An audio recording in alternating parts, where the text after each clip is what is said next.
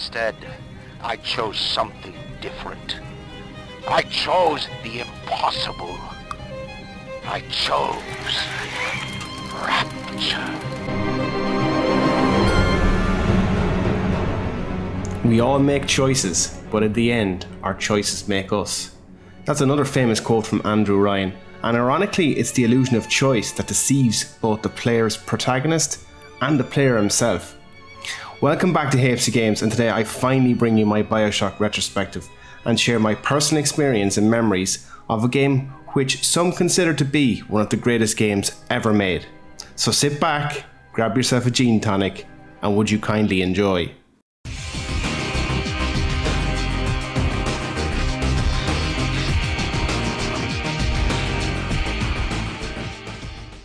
So the last time I made a retrospective video on this channel, I spoke specifically about the year 1998 and how it was considered by many, including myself, to be one of the best years in gaming. There were, however, certain years that could easily challenge it. Most notably for me, it had to be 2007. At the time, the Xbox 360 was my console of choice, and had really taken a strong position in the market due to its great mix of first-party titles and the real strength of its third-party support. Looking back specifically at the game for 2007 in preparation for this video, it really had an incredible roster and a mix of genres throughout the course of that year. In particular, it featured not only sequels to some major established franchises, but also plenty of breakthrough IPs that really stood out amongst the crowd. Some of the blockbusters returned were Half-Life 2 Episode 2, a further chapter in the Half-Life franchise, which unfortunately would become the last entry for anything Half-Life related for well over a decade. Then of course the brilliant Portal, made also by Valve Software, and it released that year to critical acclaim. 2007 also featured the return of the Master Chief on the Xbox, with the massively hyped return Halo 3. The PlayStation also had its own exclusive blockbusters coming out that year. Most notably was Uncharted, Drake's Fortune, a game which would at the time be directly compared to Tomb Raider. And of course everyone who was anyone will remember 2007 for being a console multiplayer revolution that began with the release of Call of Duty Modern Warfare. Like literally everyone I knew, folks who weren't even gamers before this release, were so hooked on its multiplayer formula, which would go on to influence so many multiplayer titles in the future. But that year also had a sleeper hit, something that went under the radar for quite some time amongst all these blockbusters releasing the same year. The game was of course BioShock, but before we dive deeper into BioShock, we need to go back further to the year 1999. What is it like to be afraid?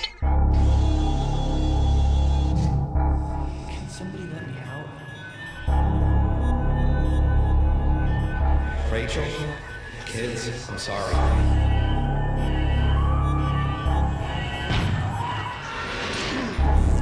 They want you understand?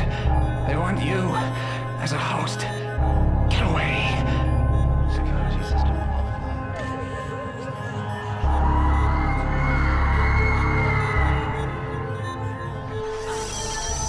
I am in control.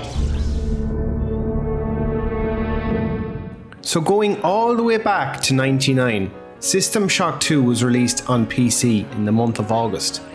Lauded by critics as being a game so ahead of its time, it may ultimately have been its detriment with current gaming audiences. This was so evident due to the fact the game sold so poorly and it never really got the recognition it deserved by the general public. My personal experience with the game in 99 was simply the demo itself, which was released a couple of weeks prior to the game's release, and that came out on PC Gamer magazine. I used to buy them all the time and I had all the demo discs.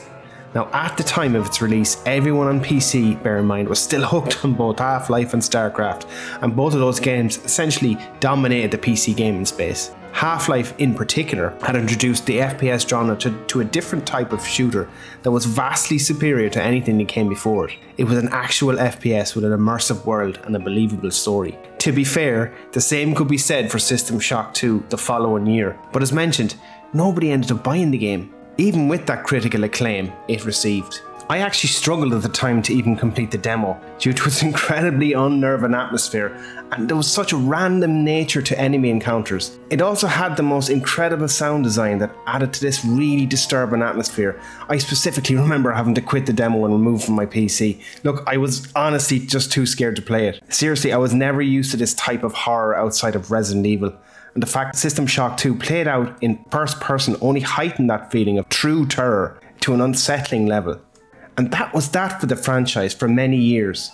Ken Levine, its creator, I imagine, must have been left so deflated by the experience of not getting the game into gamers' hands to play it. Or perhaps they just weren't ready for it. Warning alert, I will be covering some major spoilers for BioShock. Son, you're special. You were born to do great things. You know what?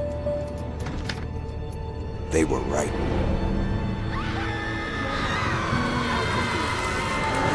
So, as we fast forward to 2007, where the gaming world was finally graced with the release of BioShock, Ken Levine returned to the fold and really is considered by many to be the spiritual successor to System Shock 2. Not just the fact that many of Irrational's teams had worked previously on System Shock 2, but also was so self-evident when looking at the game's design, its atmosphere, its immersive and believable world, and its incredible storytelling. I admit, in 2007, BioShock wasn't on my radar, or in fact, I hadn't really heard about it up until this point of its release. It was just simply by hearsay from a friend who had played the demo, and he pretty much said to me, "Lad, you've got to get on this, you've got to play this demo, this game is amazing." And that was my first experience with BioShock about 2 weeks before its release via that demo. The demo itself was only about 45 minutes long, but it included the introduction of the game, and that was just an instant sale for me and so many others who experienced it. That was the power of its introduction, and why it made sense to release it as a demo, in my opinion. The introduction had a plane crash into unknown waters, and you immediately see a tower. That tower would serve as the introduction to Andrew Ryan, who was played by the excellent Armin Shimmerman, as he introduces you to not only Rapture itself, but a strong glimpse at his own personality and the type of man who would create such a world, a utopia, this so-called paradise away from governments and gods. Rapture felt believable. It felt honestly like this place could actually exist.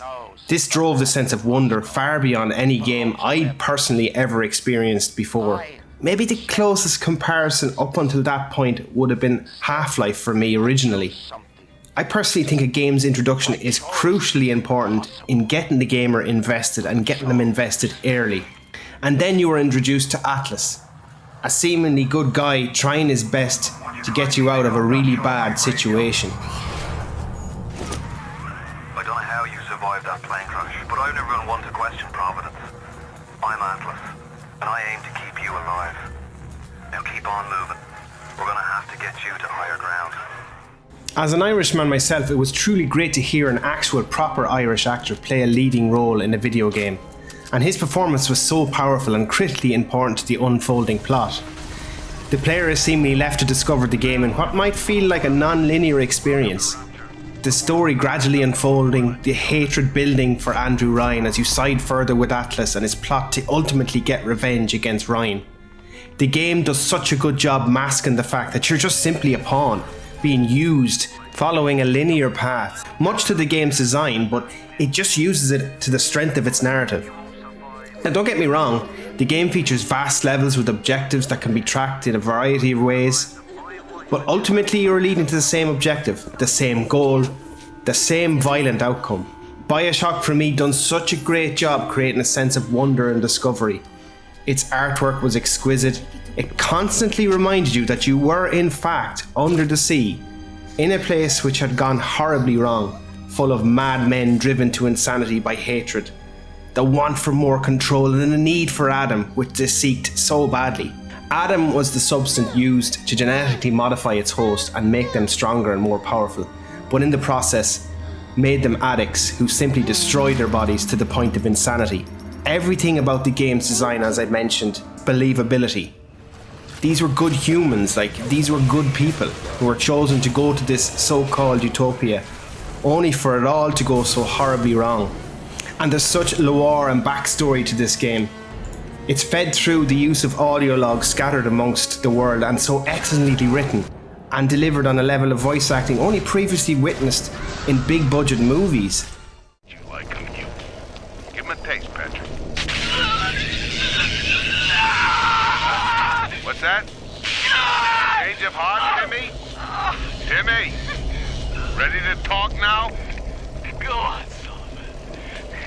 Go on and do your journey. Whatever Ryan thinks he can do to me, Fontaine can do double! And then that leads ultimately to deception. The deception how the game cleverly reels you into its world in the process, making you search every nook and cranny for the next audio log or the next reveal, while ultimately, as I said, leading you down that one single path. And that path ultimately leads to the biggest twist, probably in gaming, and that is Atlas isn't actually Atlas, he's Fontaine. And you are genetically modified to bark like his little dog. Now, would you kindly find a crowbar or something? Would you kindly?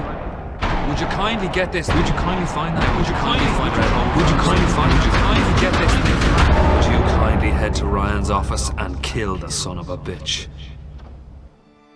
I've honestly never been so dumbfounded in a game, so caught out, couldn't believe it, jaw-dropping moment to find out that you've played practically 10 hours of this game and you've been completely deceived by the main villain, Frank Fontaine, who's pretty much played everybody.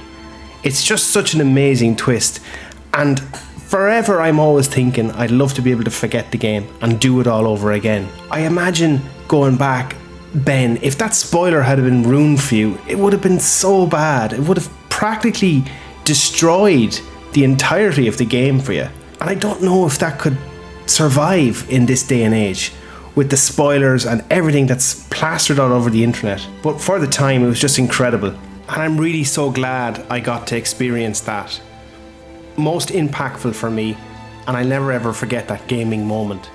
You know, throughout the painstaking work involved in putting this video together, I really enjoyed going through the game, more so from a perspective of how I feel and how I remember said game. You know, BioShock is amazing. It's still amazing to this day. As we speak, as I was creating this video, I had to record and play through the game to make sure it was fresh in my mind, but thoroughly enjoyed the experience yet again. So as for the future of BioShock, it followed with a sequel, BioShock 2, which also featured Rapture itself. I suppose going back there, it was a lot of fun. That game was really enjoyable, and I think it gets a little bit of slack, but I suppose it was never ever going to pip the storyline of the first game. Great to revisit it in BioShock 2. And then it was followed up further with BioShock Infinite. That was Ken Levine's real return, and probably his true sequel to BioShock, the original. For the future of the franchise itself, who knows right now?